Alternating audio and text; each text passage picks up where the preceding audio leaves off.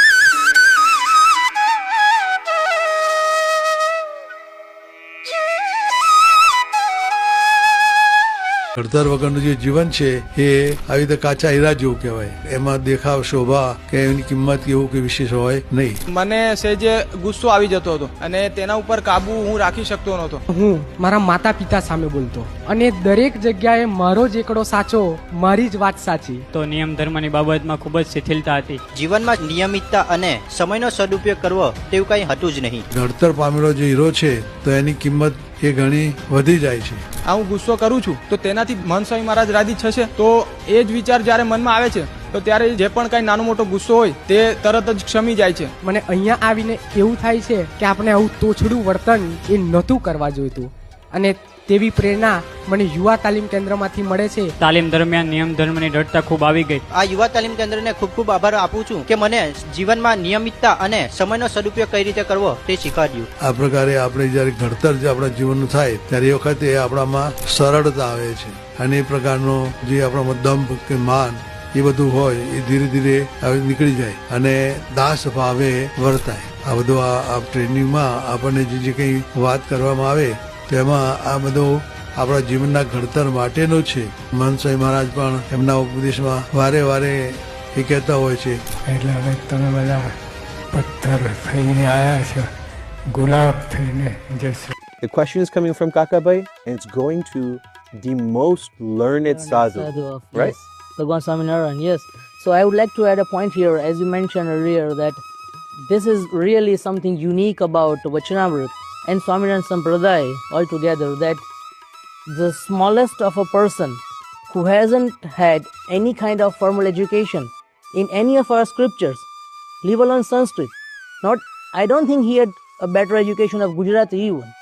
But still he could ask someone who is so much learned, like a person like Nityanand Swami, who could be one of the most learned sadhu of Swaminarayan Sampradaya.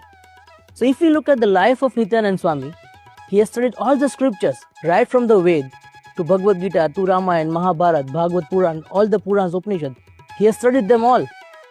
Not only studied them, but he has defended Swaminarayan Sampradaya whenever there was a need for the defending.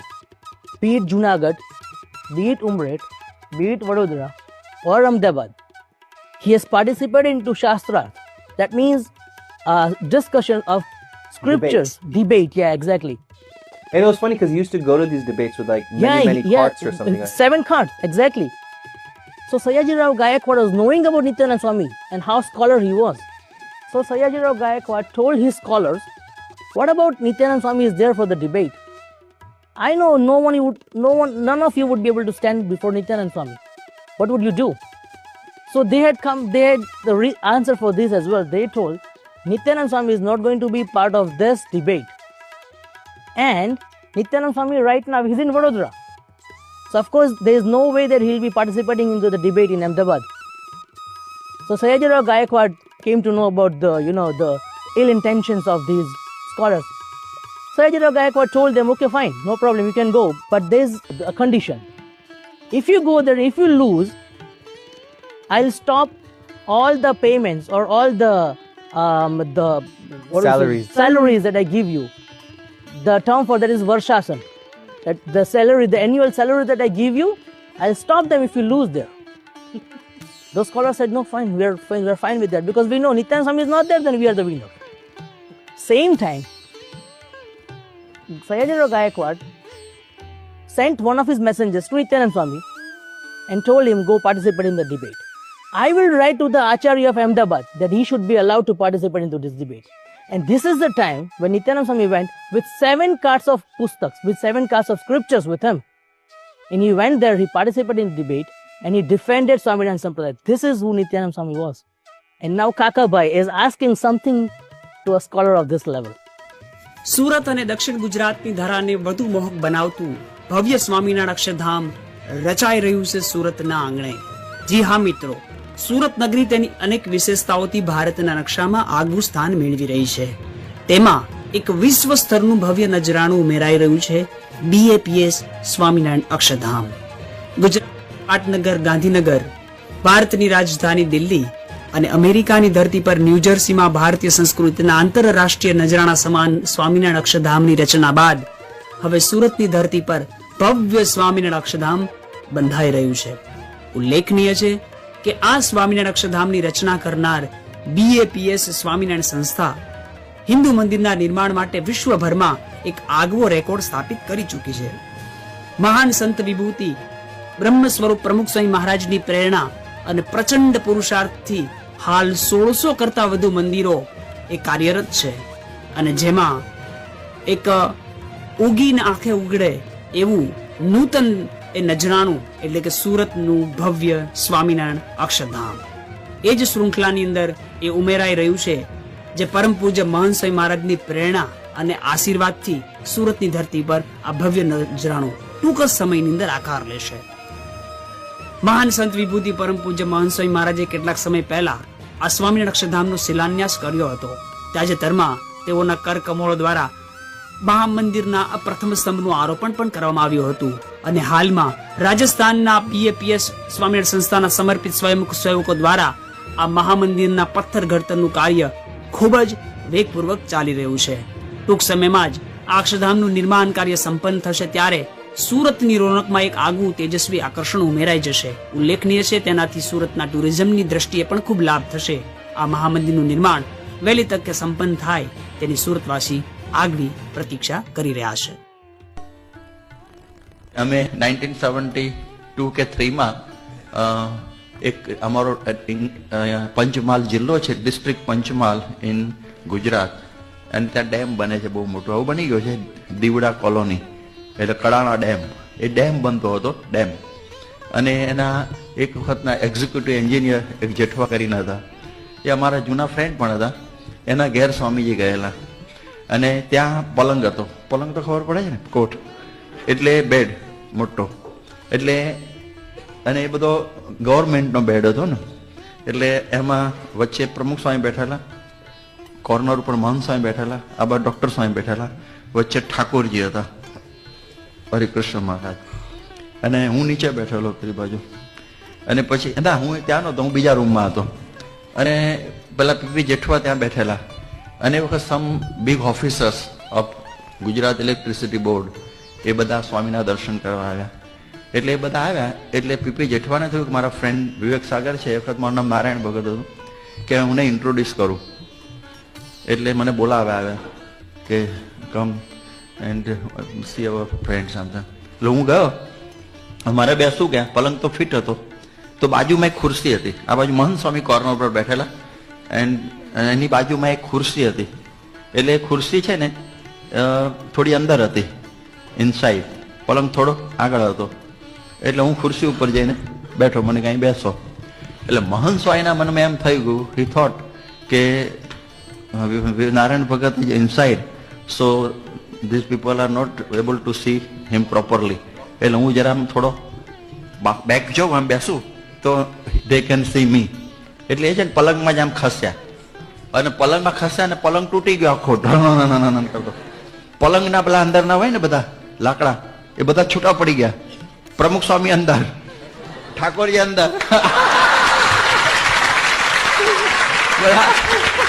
મહંત સ્વામી પણ અંદર, doctor સ્વામી પણ અંદર, અને એના ઉપર બધા woods છે ને પેલા આવા હોય ને લાકડા પલંગના, એ બધા ઉપર.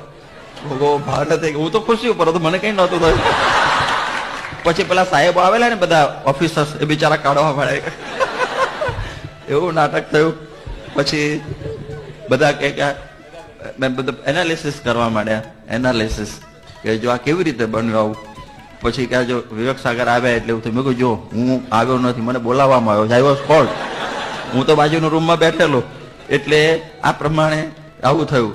પછી મહંત સ્વામી કે નહીં, મારો કઈ વાંક નથી, હું તો ખાલી તમે બેઠા એટલે હું ખસ્યો, પણ મેં કહું મને બોલાવ્યા એટલે તો ખસવાનું થયું ને.